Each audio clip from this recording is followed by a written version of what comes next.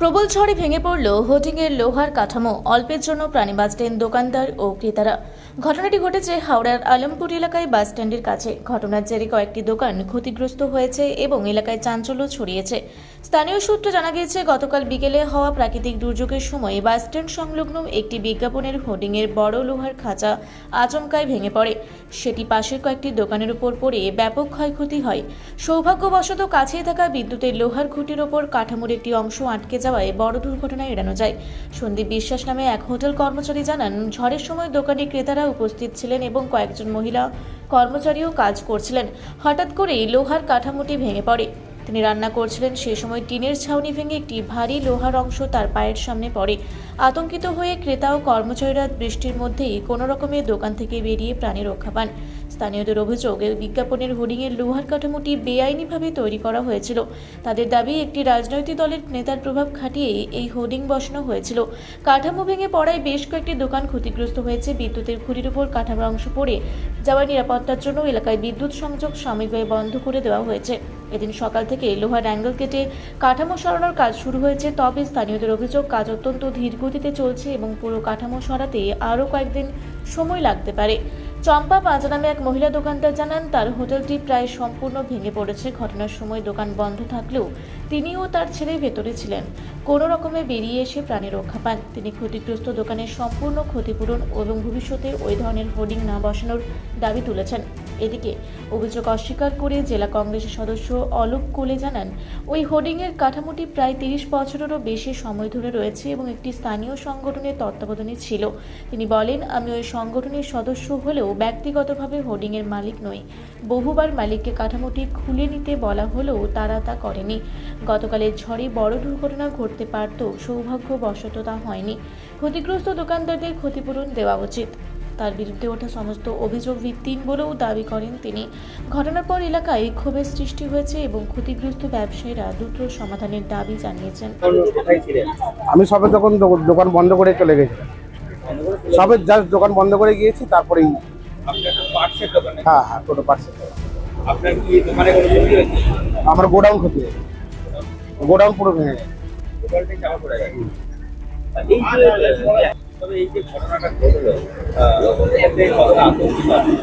অবশ্যই আছে, তো দোকান চালু থাকলে তো ভেঙে সব তো মরে যাওয়ার সম্ভাবনা আছে। না, এখন ইলেকট্রিক পুরো বিচ্ছিন্ন। কি মনে হচ্ছে যা কাজ হচ্ছে ইলেকট্রিক না না, এরা যা দুজনকে নিয়ে এসে কাজ করছে, এমন ভাবে খুলছে আবার না সেট পুরো পড়ে যায়। সেরকম কোনো ব্যবস্থা নেই যে সেটটাকে বাকি দোকানগুলোকে বাঁচিয়ে করবো, এরকম কোনো ওদের চিন্তা ভাবনাই নেই। এত বড় সেটটা দুজন মিলে খুলছে, একদম অন্ধকারই আছে। আমরা বিকেল হলে আবার দোকান বন্ধ করে চলে যাবো, দিনের আলো যতটুকু করতে পারি। আপনার নাম? আমার নাম টিঙ্কু নস্কর। আমার কি চাইবেন যে অ্যাঙ্গেলটা? না, কোনো মতে চাইবো না। আর কোনো এটা হয় বড় এমনি বড় ক্ষতি হয়ে গেছে, সবগুলো খোলা থাকে। আমরা তো খোলা থাকে, কাল একটু বৃষ্টির ওয়েদার বলে আমরা তাড়াতাড়ি বন্ধ করি, নাহলে তো সব খোলাই থাকে। হ্যাঁ, এখন তো অনেক ঝড় জল আছে। না, এখান থেকে তোলা হয়ে যায়, কেন সাধারণ লোকের খুব ঝামেলা। মানে এই বর্ষার দিন এসছে, যখন তখন আবার হতে পারে। ঠিক আছে, এই একবার হয়েছে বলে যে এর পরে হবে না তা হয়। হ্যাঁ, নরম মাটিতে, কিন্তু এগুলো তো পলিটিক্স লোকেরাই তো পাওয়ারটা দিয়েছে, তো এগুলো তো সাধারণ লোকেরা দেয় না। এগুলো ওদের জন্য নিশ্চয়ই ওরা করছে। জল ধরে দিন তো আসছে, তাহলে সেগুলো তো একটা ব্যবস্থা করতে হবে যে সাধারণ লোকেরা কোথায় করে খাবে। তখন আমি দোকানের ভিতরেই ছিলাম। ওই 9:30টার সময়, আমি 10টা-11টার সময় ও দোকান থেকে যাই, একটু আড্ডা মারি। 3-4টে দোকানে নাম হয়েছে পাশাপাশি সব। আমি ইলেকট্রিক্যালি খুবটা না থাকলে আরো ক্ষতি হয়ে যাবে। কি চাইবেন দাদা? আমি চাইছি যে এই যে পোস্টারটা মেরেছিল যাতে না এর পরে যায়, এখানে না পরবর্তীতে আরো তো কোনো ক্ষতি হতে পারে বড়। এখন নয় ছোট রোগতে চলে গেল, আমার দোকানেও করে গেল, পরে যদি কোনোদিকে হ্যাঁ ওটাই হচ্ছে, কারো ক্ষতি হয়নি, এটাই ভালো। কিন্তু যেটা ক্ষতি হয়েছে সেটা আমি চাইছি যে এটা ধরো ওদের জন্য ক্ষতিটা হয়েছে, ওদের অ্যাঙ্গেলের জন্য, যা প্লাকারের জন্য স্ট্যাম্প মেরেছে তাদের জন্য হয়েছে, কিন্তু সেটা ক্ষতিপূরণ তো দিতে হবে আমাকে। আমি প্রত্যেকে আনবো, আমিও তো দিন বাই দিন করে খাই। এই যে আমি এতদিন দোকানটা বন্ধ হবে, এই ক্ষতিপূরণটা কে দেবে? এটা বেআইনি ভাবেই করা হয়েছে, আইনি ভাবে করা হয়নি। তাই নোটিশ দেখাতে পারতো যে আমরা সরকারি অনুযায়ী করেছি, আমরা কোনো ক্ষতিপূরণ দেবো না, ওরা তো সেটা বলছে না, ক্ষতি দেবে বলছে, তার মানে বিয়ানি করে। আপনার নাম? আমার নাম সৌরভ পাঁজা, আপনার নিজের দোকান? আমার নিজেরই দোকান। দোকানে কি অবস্থা? আমার দোকানের অবস্থাটা আপনারা তো দেখতেই পাচ্ছেন কি অবস্থা। আমার ছেলে কালকে তখন কটা 9:30 10টা হবে তো, ওই 9:30 পৌনে 10টার মধ্যে হয়েছে জিনিসটা। হয়ে গেছে, তখন আমার ছেলে ভেতরেই আছে একদম। হ্যাঁ সত্য, কত আতঙ্ক বলুন তো, রাত্রিরে ভেঙে ভুঙে বেরিয়েছে কিরম অবস্থা। আমার এটা হোটেল চলে, আমি একা থাকি, আমি করেই খাই, রাত বিরিতে সব সময় বন্ধ ছিল বলে কালকে কালকে আমার হোটেল বন্ধ ছিল, তখন তো অনেক লোকজনও থাকতো, তাহলে কি অবস্থাটা হতো আপনারা বলুন। এর আগে কি কোন ঘটনা ঘটেছে? না, এখানে এর আগে ঘটনা ঘটেনি, কিন্তু যখন এটা করা হয় ডামের ওপরে, ওটা যখনই করা হচ্ছিল তখন আমরা আপত্তি করেছিলাম যে এটা ওইরকম ডামের ওপরে 7 তলা বিল্ডিংটা যে করছেন ওটা তো ভেঙে আমার দোকানে পড়তেও পারে। বললো না, পড়বে না, ওরা বললো পারছি না। আপনার নাম? আমার নাম চম্পা পাঁজা। আপনার নিজের দোকান? হ্যাঁ, এটা আমার নিজের দোকান। কি চাইছেন বলুন? আমি চাইছি আমার যেরকম দোকান ছিল আমার সেরকম করে, আর এটা কি আবার আর এইটা এখানে বসানো যাবে না, এটাই আমার বক্তব্য। সর্বদৃষ্টি বিশাল হলো এক্ষেত্রে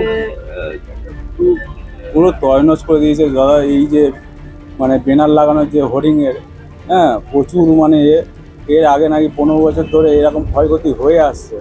হ্যাঁ, আর এখানটায় যে কংগ্রেস নেতা কি দাদার নাম একটা, হ্যাঁ অলোক কোলে নাকি, হ্যাঁ শুনলাম, মানে তারই হোর্ডিং।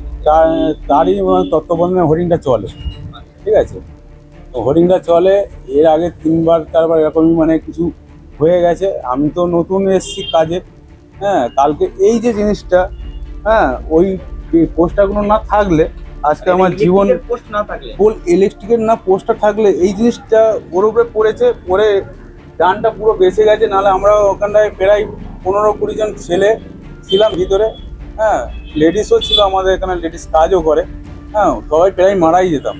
হ্যাঁ গতকালকে ঝড়টা এরকম ছিল, কিন্তু হ্যাঁ জীবনের জীবনটা তো দূরের কথা, আগে জানটা নিয়ে বেরিয়ে গেছে আমরা ওইভাবে, মানে মানে এখনো মানে শুনলে বুক ধরধর করছে। আপনি তখন হ্যাঁ, কি করছিলেন?